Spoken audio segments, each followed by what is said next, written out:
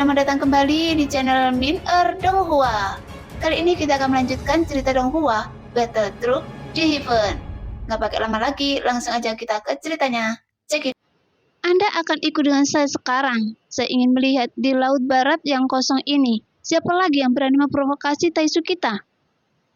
Kata pria rambut pirang yang terbungkus dalam baju besi dewa palsu yang ketat, sehingga membuat tubuhnya terlihat sangat ramping. Kemudian suara logamnya yang berada di dalam dewa kekosongan membuat suara dentangan. Cepat, mobilisasi dewa palsu, sehingga selalu siap untuk mendukung. Saat dia berbicara, pria itu melangkahkan kakinya perlahan dan berjalan keluar. Pada saat yang sama, pintu dewa kekosongan terbuka secara otomatis. Tiba-tiba telapak kakinya melangkah menuju kehampaan, sehingga sosok itu jatuh bebas menuju ketiadaan.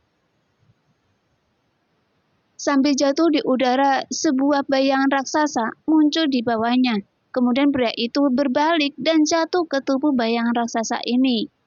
Adapun bayangan raksasa ini adalah naga bersayap dua. Dan sama seperti binatang buas Taisu lainnya, separuh badan dan sayapnya terbuat dari logam. Dan hal ini juga terjadi pada beberapa sosok lainnya. Dan yang menunggangi berbagai binatang buas yang telah diubah oleh Taisu. Kemudian berubah menjadi beberapa pelangi panjang dan terbang menuju ketiadaan dengan kecepatan tinggi. Beritahu komandan lain dari Dewa Kekosongan terdekat pergi sekarang untuk menghindari terjadinya kecelakaan, kata pria itu dengan tegas. Paling-paling itu adalah keabadian dewa tingkat kedua, jadi seharusnya mereka tidak akan mampu membuat masalah apapun. Tapi kita juga harus memberitahu orang-orang sensi yang tak tersentuh, jika sensi pasti kalah. Ya, sudah Tong. Saat berbicara, kedua pelangi di belakang mereka langsung berubah arah dan langsung menuju ke kosongan lain. Lebih baik, sudah Tong harus berhati-hati. Meskipun orang-orang sensi yang tak tersentuh ini sama kuatnya dengan semut, namun ada juga beberapa yang menonjol di antara mereka. Sebelumnya, kami sangat menderita akibat kegagalan pasukan Taisu. Jadi, jika kita tidak berhati-hati, itu dapat menyebabkan banyak korban. Pria yang menunggangi naga bersayap dua itu mendengus dingin. Dia jelas berbeda dari para pejuang Taisu itu. Jadi dia lebih berhati-hati. Bagaimanapun, dia juga tahu bahayanya. Apa yang ditakutkan Su Datong? Ancaman apa lagi yang mungkin timbul di laut barat yang kosong? Apakah Anda ingin saya pergi ke sana? Di lokasi dewa kekosongan yang lain, raksasa itu tingginya puluhan ribu kaki yang berbentuk kotak.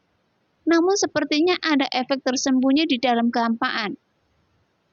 Ya, lebih baik pergi ke sana. Jika tidak, ini akan sangat merepotkan. Sosok pria Taisu yang lain juga berkata.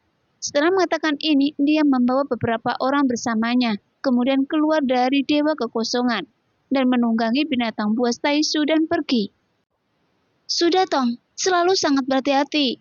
Sekarang butuh bala bantuan kali ini, pasti ada sesuatu yang membuatnya takut, kata sesosok di dalam dewa kekosongan ketiga, dan dia adalah wanita berambut merah yang mengenakan baju besi dewa palsu di tubuhnya. Tapi berbeda dari yang lainnya yang berwarna hitam pekat. Tapi wajah besi wanita itu seputih salju.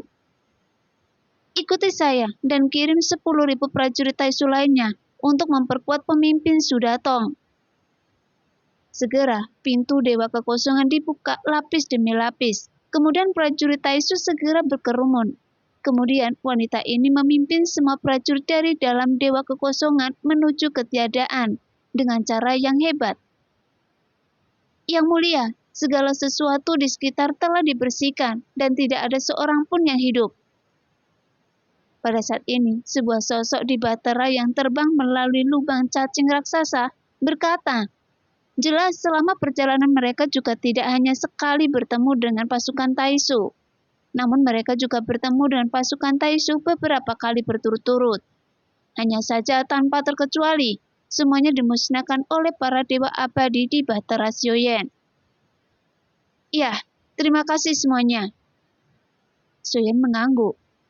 namun kesopanannya mendapat rasa hormat dari lebih banyak orang, karena mereka merasa mereka sepertinya tidak menganggap mereka sebagai bawahannya. Jadi, sosok yang berbicara, dia dengan hormat menangkupkan tinju tangannya ke arah Xiaoyan. Sekarang mereka tampaknya memiliki pemahaman baru tentang orang terkuat yang sebenarnya, bahwa tidak semua orang berkuasa itu sombong dan mengabaikan orang biasa. Meskipun ini adalah tipuan mental, hal itu juga membuat mereka rela berada di bawah tangan Xiaoyan untuk mengambil tindakan.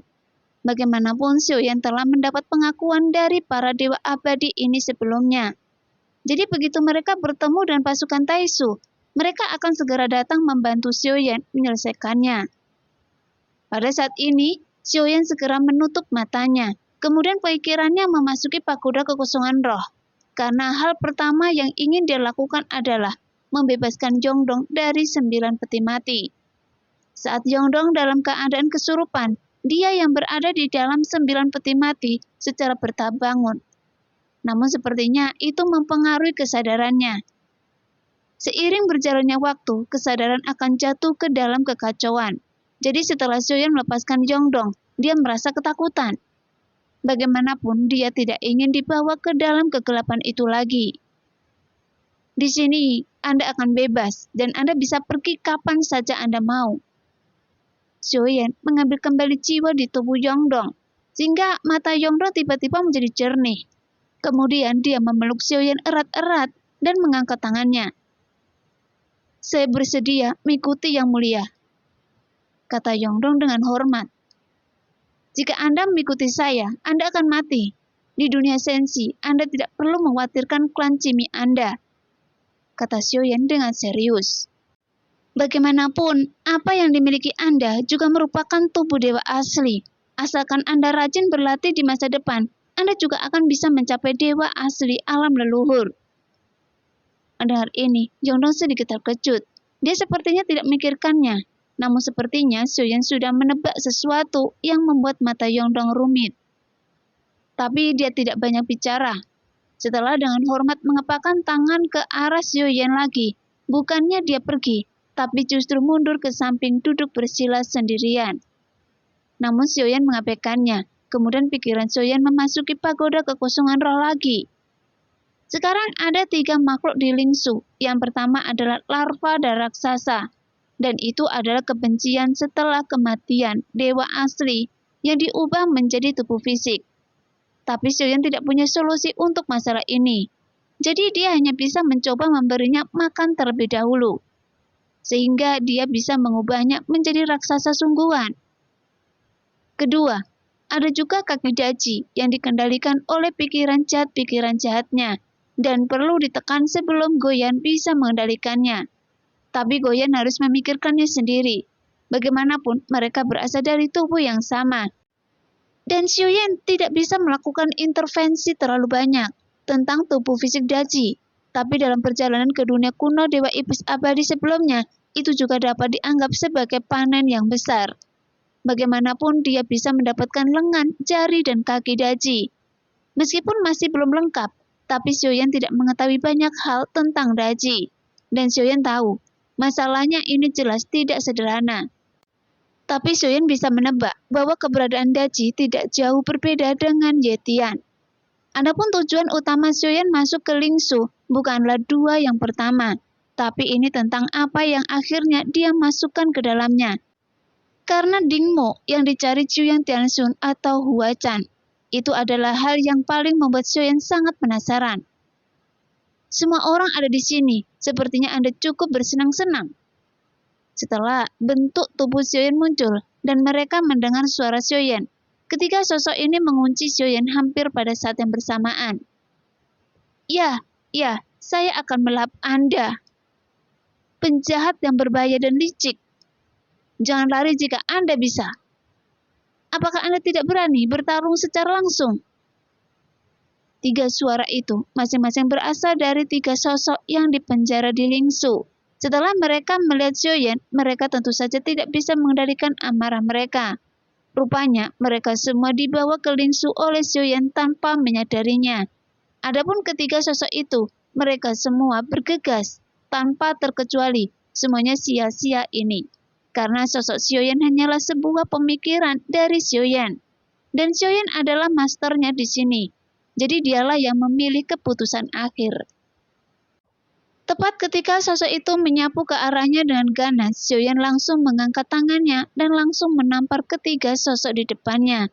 Kemudian sebuah kekuatan besar menghempaskan mereka semua. Dingmo, apakah tuan Anda adalah Huacan? Mata Xiaoyan langsung tertuju pada pria berjubah putih dan langsung bertanya.